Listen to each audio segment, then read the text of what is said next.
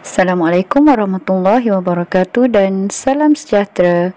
Selamat datang ke channel Cikgu Laili Mengajar Matematik. Hai, Assalamualaikum warahmatullahi wabarakatuh. Berjumpa lagi bersama dengan Cikgu Laili. Dan kali ini Cikgu Laili akan membincangkan latihan penyelesaian latihkan diri 1.1b di muka surat 10. Tapi sebelum anda menonton video ini, cikgu harap awak semua dah mencuba dulu soalan-soalan yang cikgu berikan. Okey, soalan yang cikgu berikan ni cikgu dah suruh buat masa kita punya PDPR sebelum ni. Jadi cikgu harap semua dah cubalah. Okey. Jadi yang pertama, kita tengok soalan nombor 2. Okey, kita tengok soalan yang nombor 2 ni. Dia kata apa? Spring digantung dengan beban. Jadual di sebelah menunjukkan jisim beban X gram. Okey, dengan pemanjangan spring P cm. Okey, dengan melukis graf. Okey, soalannya melukis graf P melawan X.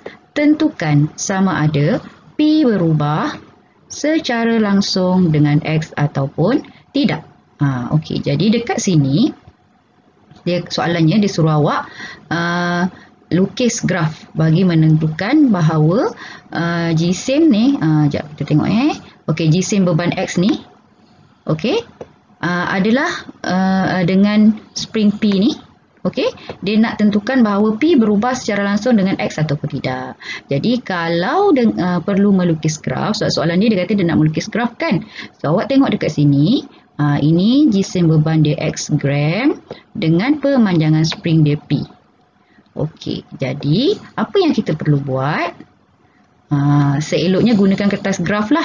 Okey, jadi kita kena plotkan. Okey, memandangkan dekat sini nilai dia dah cantik dah ni kan. Skala dia dah cantik 5, 10, 15, 25, 30. Jadi kita terus je letak dekat sini. Paksi X ini sebagai X gram dan untuk sentimeter. Okey, untuk dia punya pemanjangan spring, awak terus letak je. Okey, boleh letak 1, 2, 3 dan seterusnya. Okey, macam ni sebenarnya kat sini 1. Kat sini ada 1. So 2, 4, 6. Okey, 1, 2, 3, 4, 5, 6. Okey, kemudian kita plotkan. Okey, yang ni X5, X5, Y1. Jadi X5 kita kat sini, Y1 kat sini, jadi plotkan. Okey, kita plotkan kat sini. Lepas tu 10, 2, 15, 3, kemudian 25, sini 25 dengan 5 dan 30 dengan 6. Ambil pembaris, lepas tu awak gariskan. Okey, kita tengok dekat sini. Ni awak nampak tak? Dia kena pada titik asalan, pada titik 0, 0. Okey, jadi graf P melawan X menunjukkan satu garis lurus melalui asalan, maka P berubah secara langsung dengan X. Okey, ini penyelesaian soalan nombor 2. Okey, seterusnya kita pergi pada soalan nombor 4. Okey, kita baca dulu. Okey. Okey.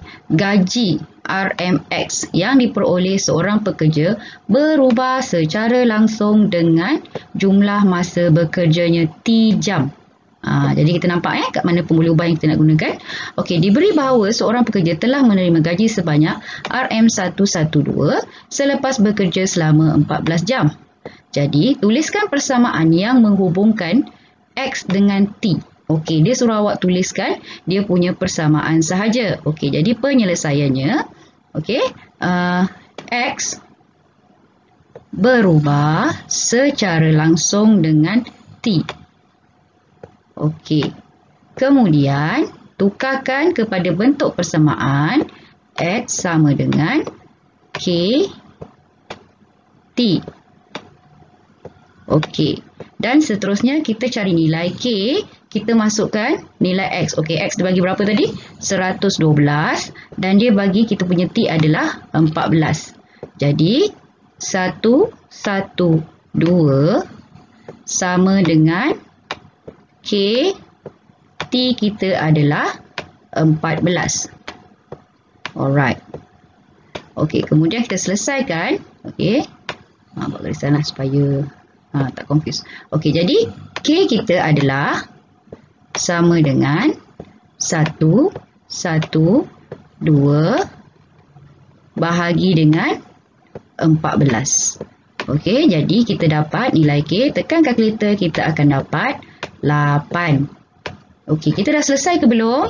Belum, sebab soalannya nak tuliskan persamaan yang menghubungkan X dengan T. Jadi kita masukkan nilai 8 ini dalam kita punya persamaan yang asal ni. So, kita punya persamaan adalah X sama dengan 8 T.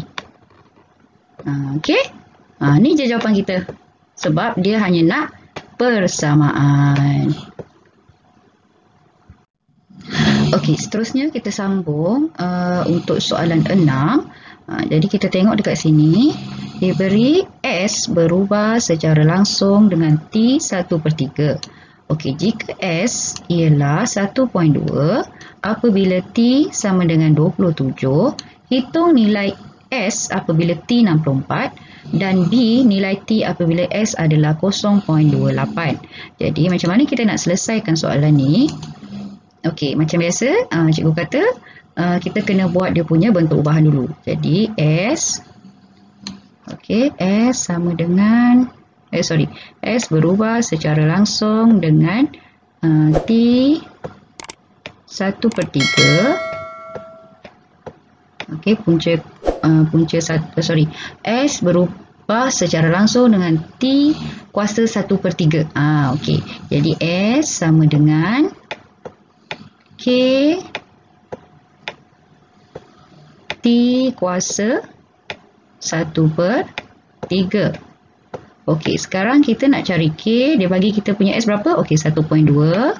1.2 sama dengan K kita. Okey, T dia bagi 27. Okey, biasakan buat kurungan supaya tak keliru. Okey, kuasa 1/3 ni juga bersamaan dengan punca kuasa 3. Okey. Kalau awak lupa berapakah punca kuasa 3 bagi 27, awak tekan je kalkulator. So, awak akan dapat punca kuasa 3 bagi 27 adalah 3. Jadi, dekat sini K kita akan jadi sama dengan 1/2 bahagi dengan 3. So, awak akan dapat K adalah 0.4.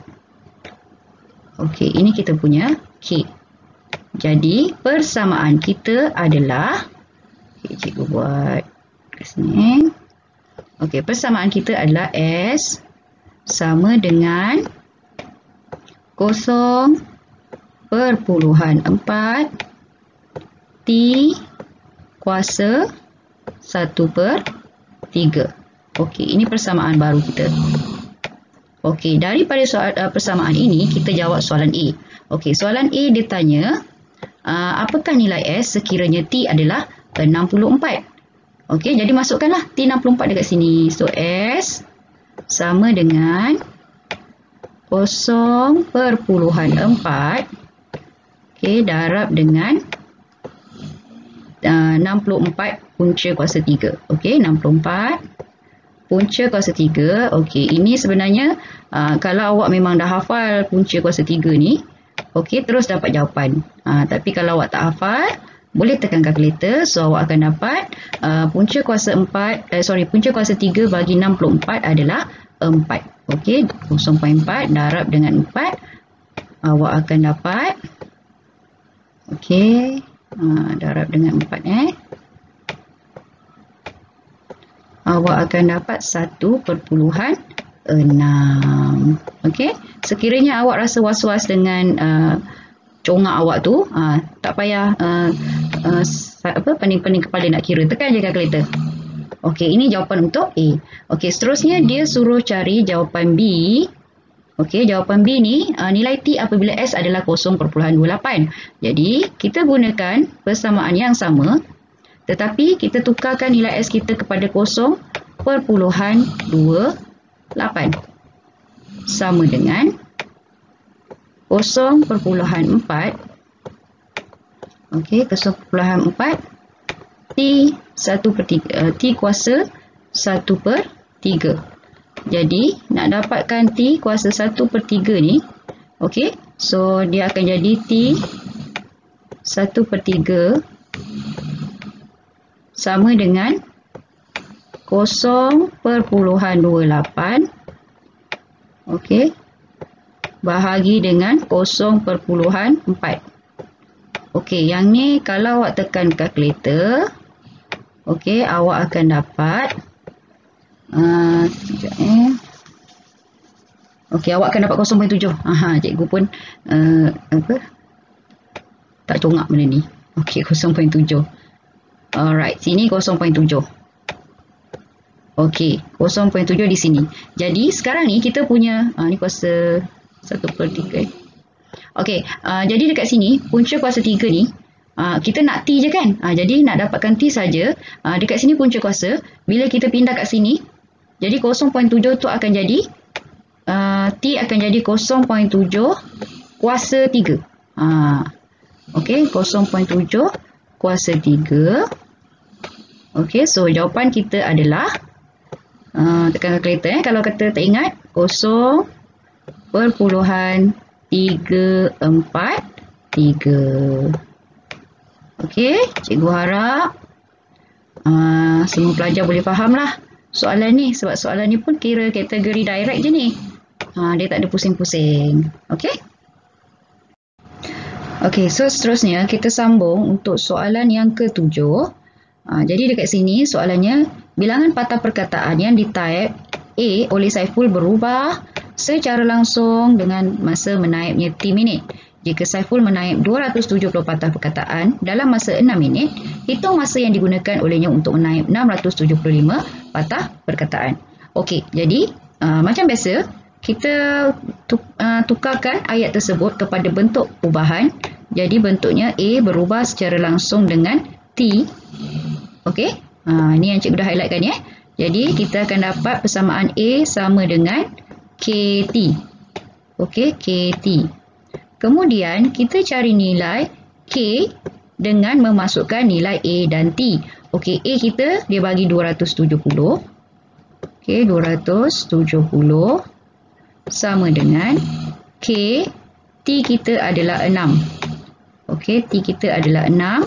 Jadi, tekan je kalkulator.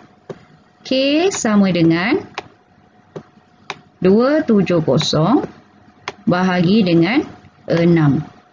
270 bahagi dengan 6. So, kita akan dapat 45. Alright. So, 45 ini adalah dia punya K. Jadi, dalam persamaan kita akan dapat, okey, persamaan kita akan dapat A sama dengan 45T. 45T. Okey, ini persamaan yang baru.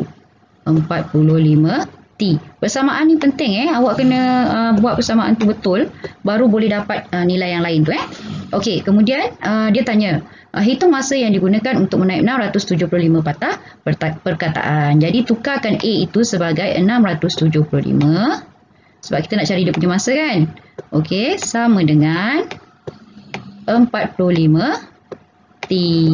Okey, so tukarkan T akan jadi, okey, T akan jadi 675 bahagi dengan 45.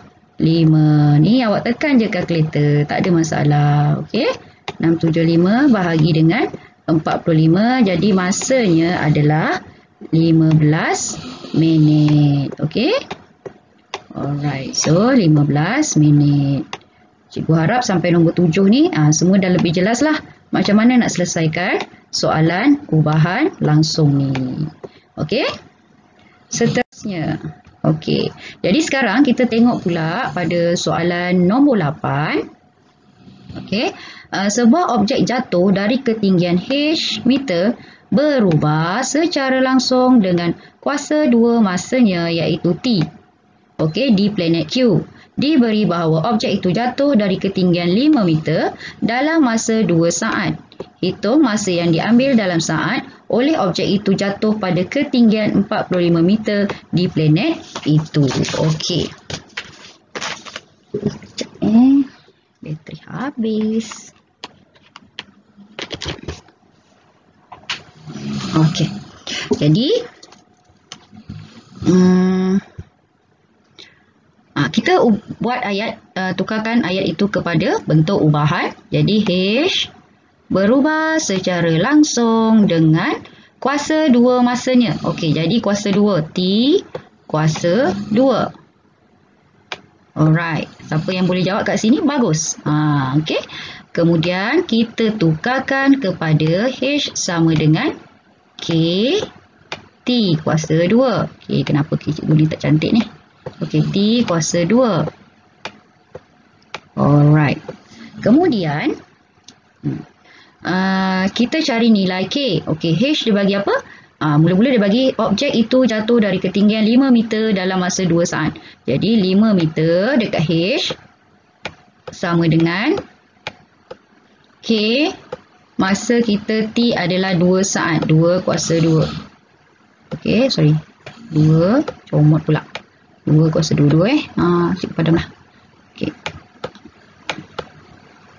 Okey, 2 kuasa 2. Okey. Kemudian dekat sini K sama dengan, ini jangan tersilap tukar. 5 per 2 kuasa 2, 4. Jadi kita punya persamaan baru adalah, persamaan baru kita, H, tukarkan nilai K tadi sama dengan K kita dapat 5 per 4. Okey, 5 per 4 T kuasa 2. Okey, T kuasa 2. Alright. Ini baru dapat persamaan. Okey, sekarang soalannya hitung masa yang diambil dalam saat oleh objek itu jatuh pada ketinggian 45 meter di planet itu. Okey, jadi 45 di H tukarkan. Okey, ini 45. Okey, sama dengan 5 per 4 T kuasa 2. Jadi macam mana nak dapatkan nilai T? Okey, macam cikgu selalu cakap, tukarkan bahagian yang kita nak cari tu di sebelah kiri. Jadi T kuasa 2 kat sini sebelah kiri sama dengan 45. Okey, yang kat bawah ni, yang nilai 4 kat bawah ni, bawa naik atas, darab dengan 4 bahagi dengan 5. Okey. So, yang ni boleh potong-potong ataupun awak tekan kalkulator. Okey, ini 1, ini 9. Okey, so awak akan dapat 36 kan? Okey, 36. Jadi, kita nak T saja. Jadi, T sama dengan 36 punca kuasa 2. Awak dapat T-nya adalah 6. Okey, sekiranya awak rasa was-was takut tersalah potong, tekan je kalkulator dalam bentuk pecahan. So, T kita dapat 6. Alright. Okey, selesai soalan nombor 8. So, kita pergi kepada soalan yang terakhir, soalan nombor 9. Baca dulu soalan. Okey, diberi isi padu cat X liter berubah secara langsung dengan luas dinding di meter persegi. Jika 3 liter cat boleh mengecat 36 meter persegi dinding, okey, A, ungkapkan persamaan dalam sebutan X dan D. Dan B, hitung isi padu cat dalam liter yang diperlukan untuk mengecat dinding dengan tinggi 9 meter dan lebar 5 meter. Okey, macam biasa, kita kena tukarkan ayat diberi itu dalam bentuk ubahan. Jadi, X berubah secara langsung dengan luas dinding D. Okey. Luas dinding adalah D. Okey, jadi X sama dengan KD. Cari nilai K. Okey, apabila diberi D-nya adalah 3. X-nya 3. D-nya adalah 36. Okey, 36. Alright. So, K kita adalah 3 per 36 sama dengan 3 per 36 sama dengan 1 per 12. Okey, so bila kita dah dapat nilai K, masukkan dalam persamaan, tukarkan K dalam persamaan, so kita akan dapat X sama dengan 1/12D. Okey, ini adalah jawapan A. Ini jawapan A. Okey, so jawapan A kita adalah X sama dengan 1/12D. Okey, soalan B. Hitung isi padu cat dalam meter yang diperlukan untuk mengecat dinding dengan tinggi 9 meter dan lebar 5 meter. Yang ni jangan keliru. Sekarang ni dia kata D itu adalah luas. Macam mana formula luas? Luas tinggi darab dengan lebar dinding ni lah. Jadi apa yang perlu kita buat? Nilai X, dia nak cari isi padu cat kan? X adalah isi padu cat sama dengan 1/12. D itu adalah luas, makanya kena buat di sini 9 darab dengan 5. Okey, jadi bila awak tekan kalkulator, awak akan dapat nilainya adalah 3.75 liter. Okey, cikgu harap dengan penerangan cikgu ni, semua pelajar akan lebih memahami topik ini. Okey, sehingga berjumpa lagi. Selamat mencuba. Bye. Assalamualaikum.